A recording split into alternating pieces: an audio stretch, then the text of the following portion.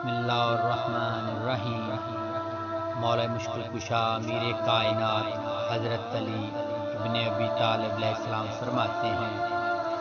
کہ نبی کریم صلی اللہ علیہ وآلہ وسلم نے فرمایا، جو کسی میت کو نہلائے، کفن پہنائے، خوشبو لگائے، اس کو اٹھائے، نماز جنازہ پڑھے اور کوئی عیب وغیرہ دیکھے تو اس کو ظاہر نہ کرے، وہ اپنی خطاؤں سے ایسے پاک صاف ہو جاتا ہے جیسے پیدائش کے دن تھا۔ اللہم صلی علی محمد وآل محمد وعجل